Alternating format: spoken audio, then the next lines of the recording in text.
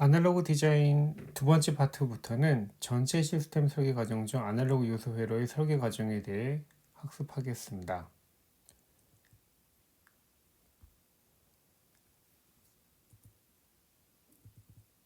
아날로그 요소 회로 설계는 일렉트리컬 디자인과 이제 피지컬 디자인 두 파트로 나눌 수 있는데요. 이번 파트에서는 일렉트리컬 디자인에 해당하는 스키매틱 디자인 그리고 베리피케이션 과정에 대해서 학습을 하겠습니다.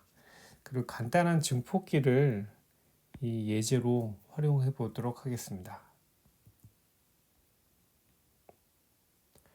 네, 일렉트리컬 디자인에 대한 설명이 되겠고요. 일렉트리컬 디자인은 주어진 스펙에 이 스페시피케이션에 부합된 토폴로지를 선택하는 것으로 시작합니다. 다음으로 손계산이나 혹은 차트를 이용한 설계 방법을 통해 이전 강의에서 설명드린 트랜스 컨덕턴스 GM이나 부하 저항과 같은 그런 설계 파라미터를 이제 결정을 하게 됩니다. 이 과정이 끝나게 되면 이제 스키매틱 에디터를 활용해서 회로도를 직접 그리게 되고 여기서 이제 저희가 넷리스트를 추출하게 됩니다. 다음으로 이제 시뮬레이터를 이용해서 회로의 동작 및 성능을 검증하게 됩니다. 대표적인 상용 스키매틱 에디터는 이제 버추얼서를 들 수 있겠고요. 대표적인 시뮬레이터는 이제 HSpice나 스펙터 등이 있고 이런 툴들은 이제 케이던스, 시납시스, 키사이트 이런 회사들에서 제공합니다. 시뮬레이션 종류에는 DC, AC, 이 트랜전 시뮬레이션이 있고요. 차례대로 DC 오퍼레이션 포인트, 그 다음에 프리퀀시 도메인에서의 분석, 타임 도메인에서의 분석을 이제 가능하게 해줍니다.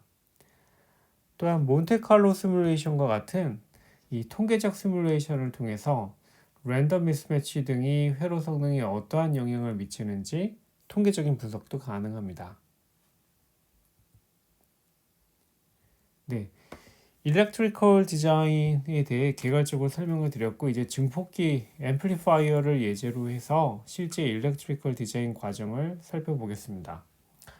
먼저 증폭기에 대해 소개하겠습니다. 증폭기 앰플리파이어란 기본적으로 입력 신호를 왜곡이 없이 증폭하여 출력하는 회로입니다.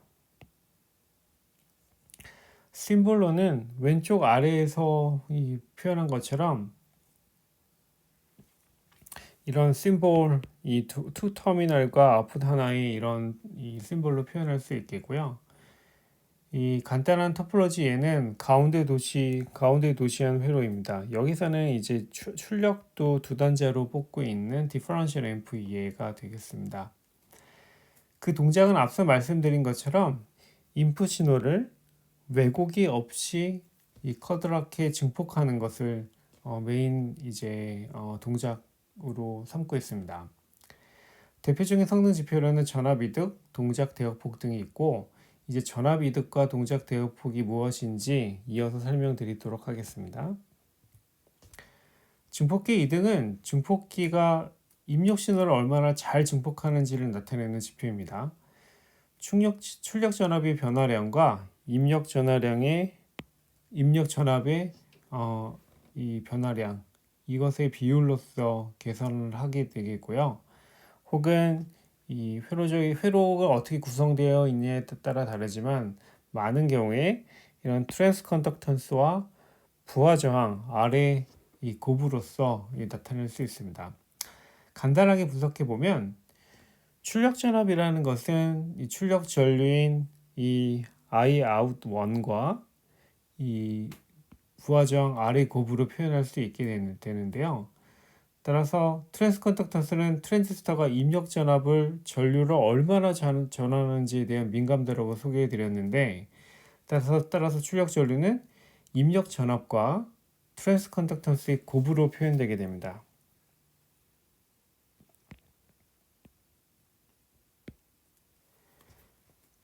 이제 출력 전압을 다시 표현해 보면 입력 전압과 GM 아래 곱으로 표현됩니다. 이득은 출력 전압의 변화량과 입력 전압의 변화량의 비율이므로 결국 GM 곱하기 R로서 표현이 됩니다. 예를 들어서 GM이 이제 1mA per V이고 R이 10kΩ이라고 하면 겐이 약 이제 10이 되는 셈이죠. 증폭기 대역폭은 증폭 기능을 정상적으로 수행할 수 있는 주파수 범위를 나타냅니다. 보여드린 예에서는 대역폭이 증폭기의 출력단에서 결정되는 경우인데요. 여기서 대역폭을 결정지는 요소는 부하 저항과 그 다음에 부하 커피시터 그리고 소자 및 인터커넥트의 기생 커피시터가 됩니다.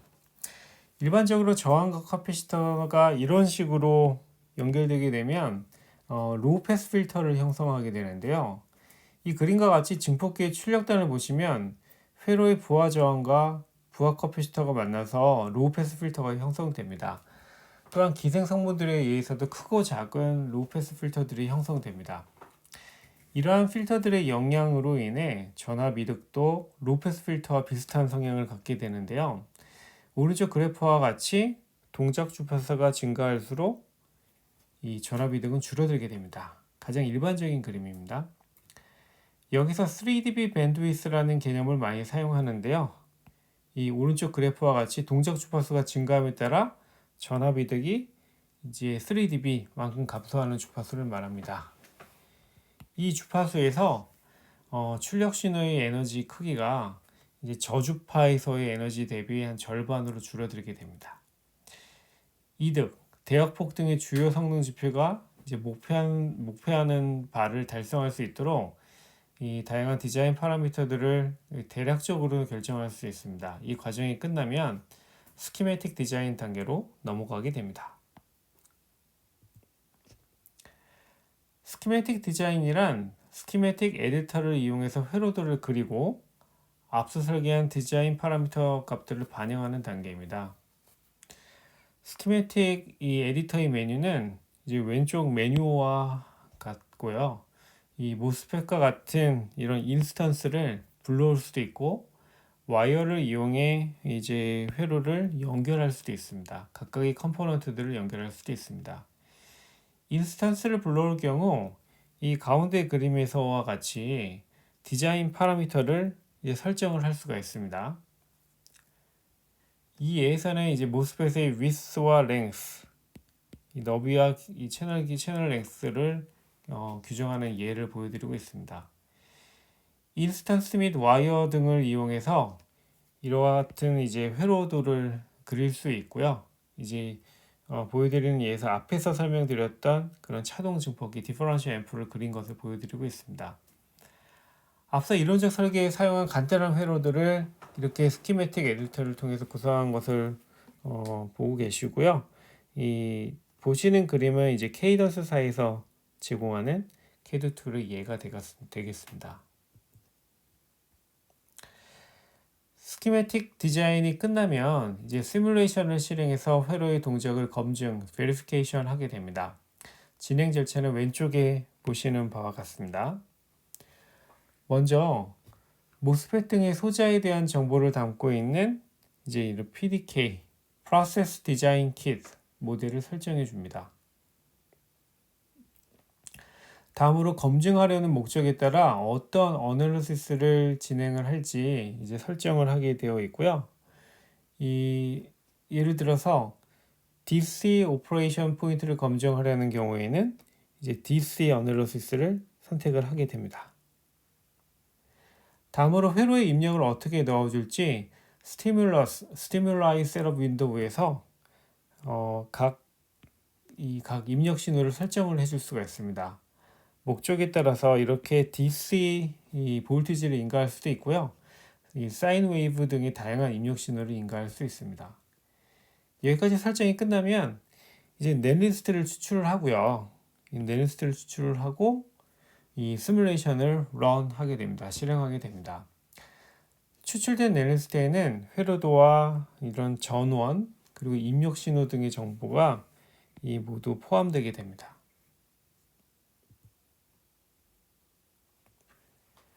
다음은 하나의 예로 DC 시뮬레이션을 실행한 결과를 보여드리겠습니다. 시뮬레이션의 목적은 실제 인가될 입력 전압들에 대해 회로가 올바르게 동작하는지를 검증하는 것입니다. DC 시뮬레이션을 하기 위해서는 왼쪽과 같이 입력에 이제 DC 전원을 인가해 주어야 합니다. 시뮬레이션이 실행이 되면 그림과 같이 각 노드의 전압을 각각 회로도에 애노테이션 하는 형태로 표현할 수 있고, GM과 같은 이런 디자인 파라미터들도 저희가 직접 확인을 할 수가 있습니다. DC 시뮬레이션은 이와 같이 DC 오퍼레이션 어널리시스를 가능케 해주기 때문에 보통 가장 먼저 확인하는 가장 기본적인 시뮬레이션이라고 할 수 있습니다. 다음은 이제 AC 시뮬레이션에 대한 AC 시뮬레이션을 실행한 예제입니다. AC 시뮬레이션의 목적은 원하는 주파수 대역에서 회로가 올바르게 동작하는지 검증하는 것입니다. 그래서 AC 시뮬레이션을 실행하기 위해서는 이 왼쪽과 같이 입력 포트의 DC 전원과 AC 전원을 같이 인가해 주어야 합니다. 시뮬레이션이 실행되면 오른쪽 그림과 같이 이 동작 주파수에 따른 주파수 이득을 저희가 확인할 수 있습니다. 이 시뮬레이션을 통해 전압 이득의 크기, 지금 보시면 10MHz에서 19.23dB 정도라고 되어 있죠. 이런 전압 이득의 크기와 이런 3dB만큼 떨어진 이 3dB 프리퀀시, 여기서는 그 값을 직접적으로 읽을 수가 있습니다. 이런 식으로 시뮬레이션을 통해서 주요 성능 지표들을 사전에 이 AC 시뮬레이션 결과를 통해서 검증할 수 있습니다. 다음은 트랜지언트 시뮬레이션을 실행한 예제입니다. 트랜지언트 시뮬레이션의 목적은 앞서 검증한 DC 오퍼레이션 포인트와 AC 리스폰스 결과를 타임 도면에서 시간 영역에서 다시 확인하는 것입니다.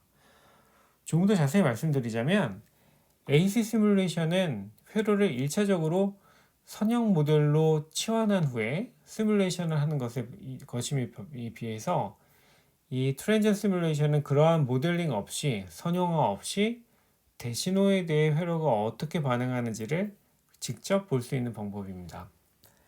시뮬레이션을 실행하기 위해서는 이 왼쪽에서 같이 입력 포트에 특정 주파수 성분을 갖는 이런 사이누소이드 웨이브를 인가하거나 혹은 임의 파형을 설정해서 인가해 줄 수 있습니다. 여기에서는 사이누소이드 신호를 입력하고 있는데요. 이때 입력 주파수와 이 진폭 등을 설정을 해줄 수가 있습니다. 시뮬레이션을 실행하면 오른쪽 그림과 같이 이런 노란색의 입력 신호와 이제 앰프의 출력 신호를 확인을 할 수가 있습니다.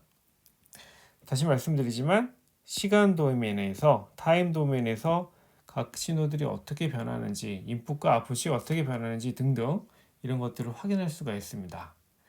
다시 말씀드린 타임 도메인 웨이브폼을 통해서 회로의 동작을 확인을 할 수가 있습니다.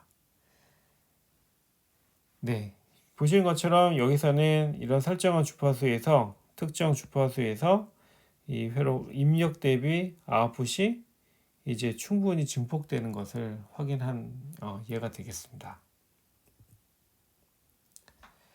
네, 이번 시간에는 아날로그 설계에서 일렉트리컬 디자인이 무엇인지에 대해 살펴보았고요. 예제로 증폭기 설계와 시뮬레이션을 보여드렸습니다. 일렉트리컬 디자인 과정을 통해서 이 적합한 회로 토포로지를 선택을 합니다. 또한 사고 설계와 시뮬레이션 검증을 통해 회로의 동작을 검증하고 이제 목표한 성능 지표를 달성해 나갑니다.